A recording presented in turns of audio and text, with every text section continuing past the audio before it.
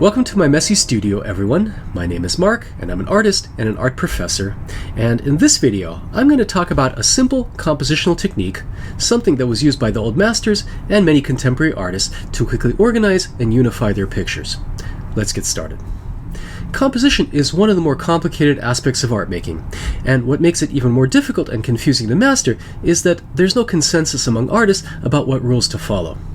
Different artists prioritize different things in their work, and compositional principles which might work for one artist might prove ineffective for another. There are, however, some rules that just about every representational artist can get behind, and here are two that we need to know for the purposes of this video. The first rule is that an effective representational work of art should have clearly defined space, something that's in front, something that's in the middle, and something in the back. In other words, every composition should have a foreground, a middle ground, and a background. So in a landscape, for example,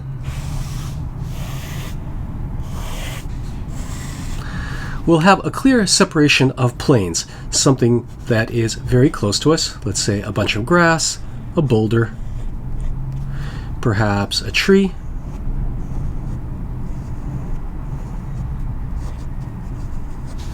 more grass, a fallen tree trunk, more grass, some mushrooms, and then something that is clearly in the middle ground. So some kind of lake with an outcropping of trees.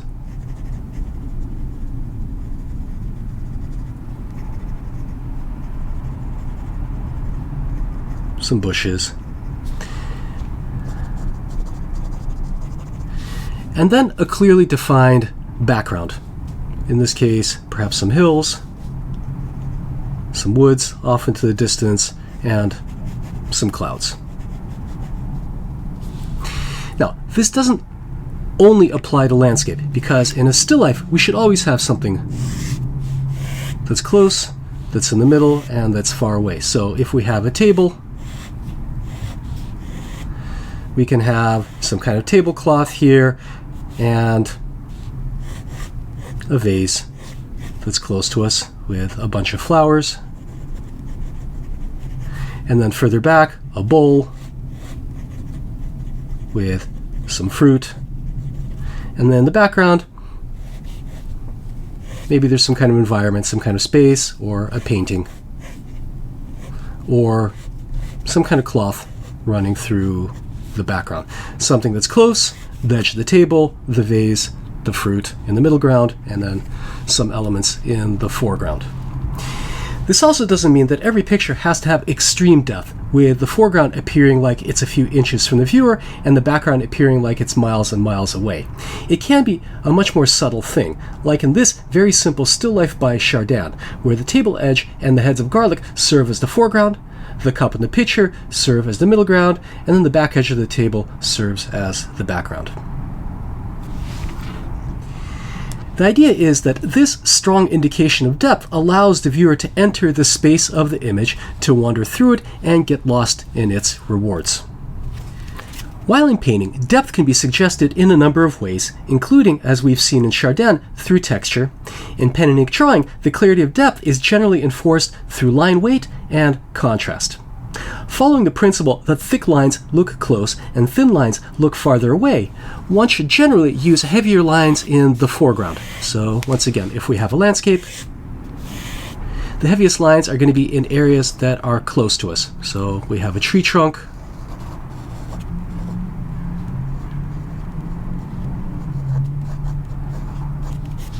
leaves in the foreground, grass in the foreground. That's going to use a much heavier line weight. So again, we have that fallen trunk, more grass, heavier line weight. And then things in the middle ground are going to use a medium line weight. So this outcropping of trees here, we're going to have a medium line. I'm using a flex pen, by the way. This is the Pilot Justice 95, which allows me some line variation. But this can also be done with pens of different line width. And then in the background, we're going to use a very light line width. So here are the hills and the clouds in the distance.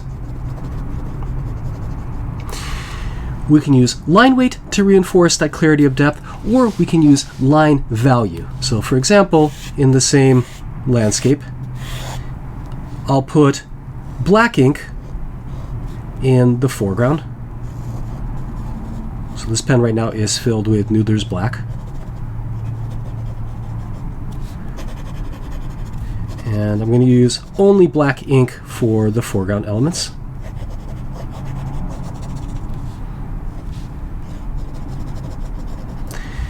And then in the middle ground, I'll switch to gray ink.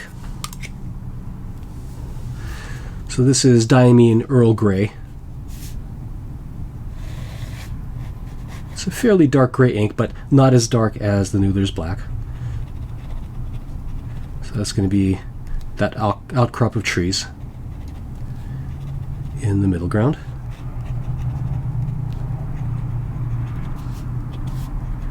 And then for the background, I'll switch to a lighter gray ink. So this is Diatramentus Urban Gray, which actually is a fairly dark ink, but it has a relatively dry flow, which makes it appear quite light. Now, this principle is simple enough, but the problem is that there are other rules you have to deal with, all of which have to work harmoniously together in a single image, and that can be difficult to do. Here is the second rule. Every strong composition needs to have a clearly defined area of focus, one area where you want people to look a little more. Think of it as the main part of a story, with everything else either serving as a lead-up or scene setting. So for example, in a landscape,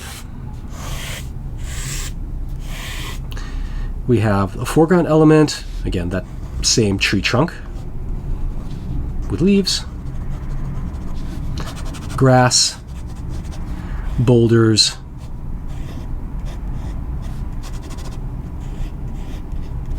grass between them, that fallen tree trunk, more grass, and then we have the middle ground. So we've got that pool, that outcrop of trees,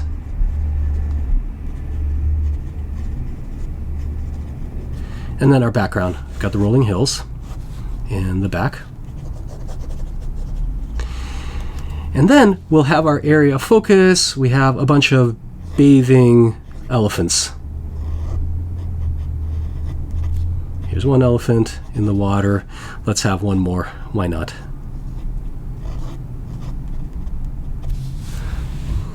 This is going to be your area of focus. That's where you want the viewer to look a little bit more. While you can have multiple areas of focus, usually one of them is going to be stronger. So if I have some kind of secondary grouping of elephants here drying themselves off,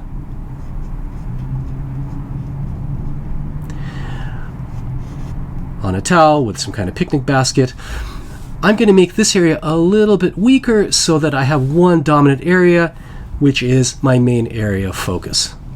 If I have two equally strong areas of focus, it's going to have a tendency to split my composition into parts, which is going to create disunity.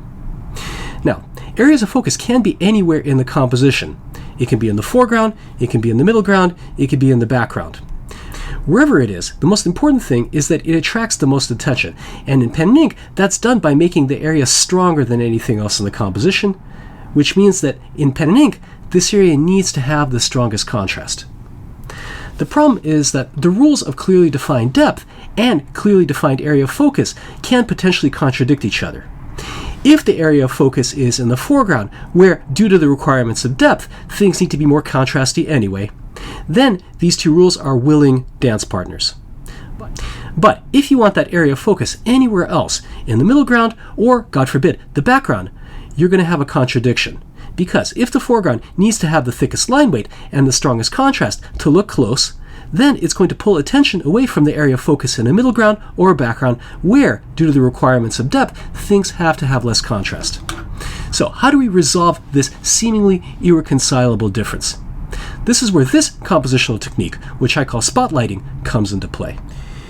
In this little sketch, we see how those two rules bump up against each other and struggle for dominance. So we have a foreground which is stronger in terms of line weight, texture, and contrast, which is pulling attention away from our area of focus, which is in the middle ground, and because of the requirements of depth, has a lighter line weight and less detail to it. So how do you reconcile these two things? The requirement that the foreground look close through line weight and through contrast, and that the area of focus attract the most attention. Well, here is the general principle. Theoretically speaking, the foreground should have the broadest range of contrast. So imagine we have a value scale in the foreground that goes from all the way dark, this is pure black, to all the way white. In the middle ground, that value scale should diminish slightly. So even though we can occasionally have a pure black here and a pure white here, here's black, here's white, the value scale here is going to be cropped slightly. So we're not going to go any darker than, let's say, something like this, which is a dark gray. So in the middle ground, our value scale is going to be diminished slightly. We can still have strong lights, but we're not going to have darks that go as dark as anything in the foreground. And then when it comes to the background, the value scale is diminished even more. So here's black, here's white, here's pure black, and then maybe the value scale here goes no darker than the midtone. That might be a midtone gray, and our value range is here. Here's what we're going to do. In the foreground, and actually any area outside the area of focus, we're going to crop the value scale. So everything in the foreground is going to have a value range starting here. So this might be some kind of midtone gray or slightly lighter than midtone gray. Our value range is going to be cropped here. So we're going to throw everything in the foreground into midtone. Because we're going to have a diminished range of contrast, diminished range of values, it's going to attract less attention. In the background, we already have a cropped value scale, so it's not something we have to concern ourselves too much with, but we can also crop the value. So for example, we're not going to go any darker, but we might diminish the whites a little bit so our value scale is diminished even more. So our foreground is going to have a limited range of value, going from a midtone gray to all the way black. Our background is going to have a very diminished range of value, going from a light gray to a midtone gray. And then our area of focus in the middle ground is actually going to have the strongest range of value, the biggest distance between this dark gray and pure white. Because this area is going to have the strongest range of value, it's going to end up having the strongest contrast and attract the most attention. So in this way, we can have our cake and eat it too. We can make the background really strong and dark in the darks, but it's not going to pull as much attention as the middle ground because the middle ground is going to have an expanded range of value. So here is how this works. I've got this little watercolor palette. Let's start doing this a little bit.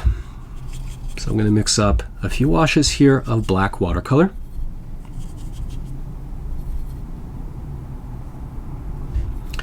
And I'm going to throw everything in the foreground into halftone. So I'm imagining that the tree is essentially in shadow entirely.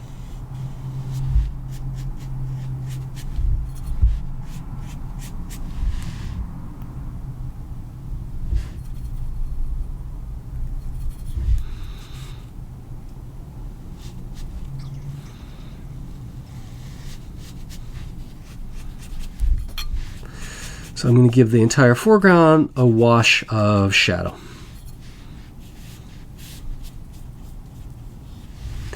And then maybe here as well.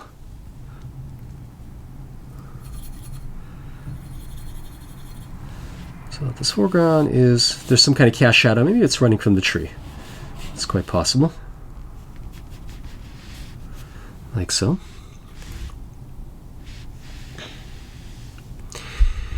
And then the background, I said that I'm going to limit the range of value in the background. I'm not going to let anything go pure white back here. So we have a sky. I'm going to also wash it in some kind of really light gray.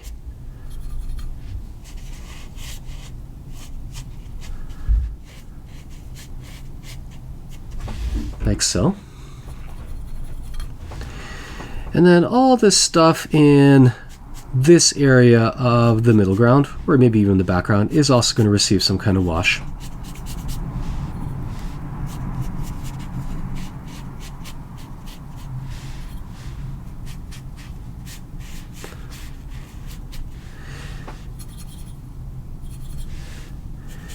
We're going to go a little bit darker in this tree later, but we're also going to wash this over.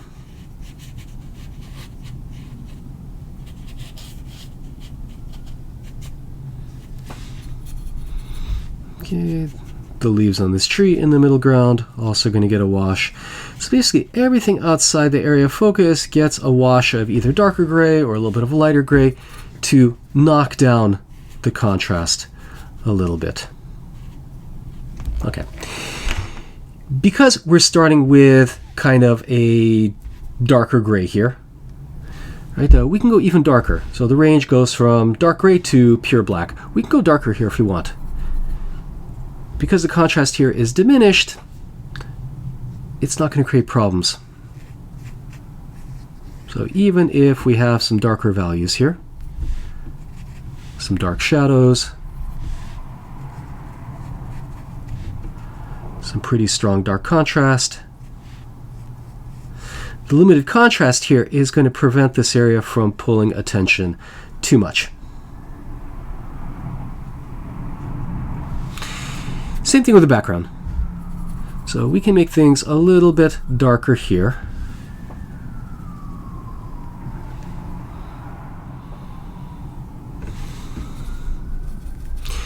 Okay, so we're going to go a little bit darker here. We don't want the background to go too dark because it needs to look like it's far away.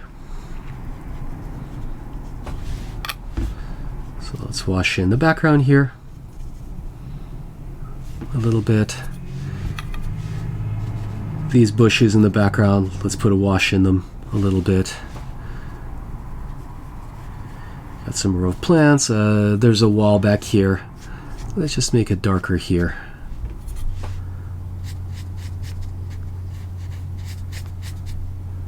So kind of disappearing into the background here.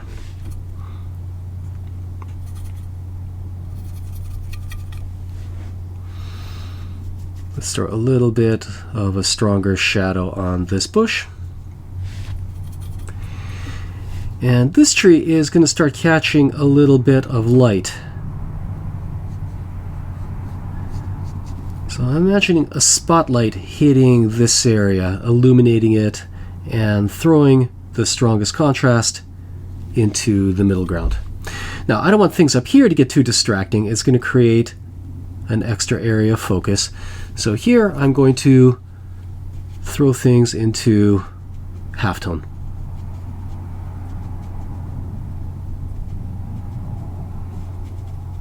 Like so. We can go a little bit darker here. Okay, so now let's deal with our area of focus. So these two talking ladies are going to have the fullest range of value. They're not going to have the darkest darks, but they're still going to have the fullest range of value.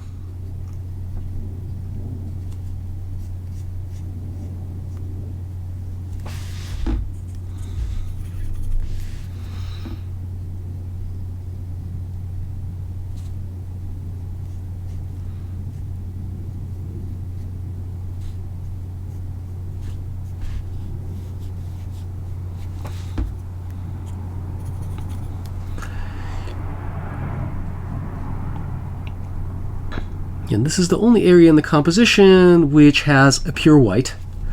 And that range between this dark gray and pure white creates that strong contrast which pulls attention to the area of focus.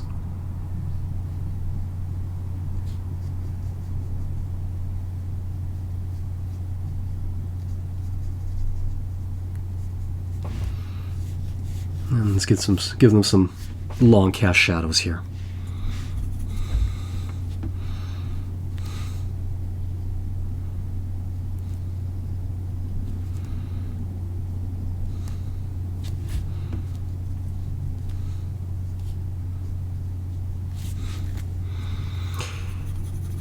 And you can see here the contrast is so strong that actually I can probably even give my foreground even more strength to get it to look closer, more texture. It's still not going to compete with the strength of this spotlit area of focus.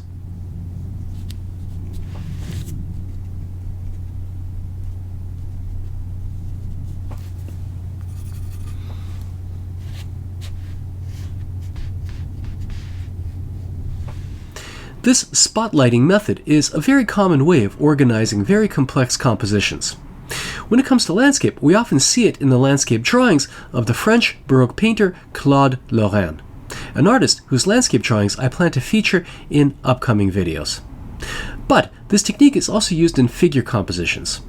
Here's an example by the 19th century engraver Gustave Doré.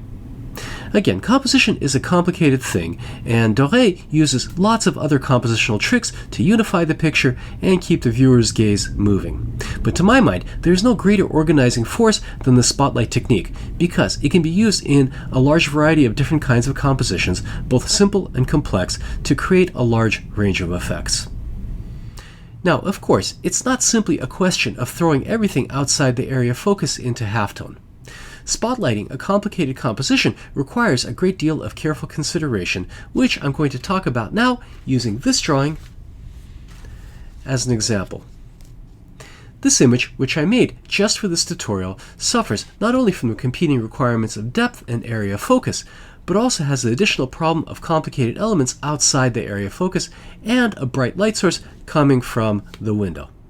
So let's talk about how to use the spotlighting method to organize a slightly more complex composition like this one. Unfortunately, I'm going to have to reserve this portion of the video to my channel members. Don't be mad. I think I've given you a fair amount of free instruction over the years and have to make a living.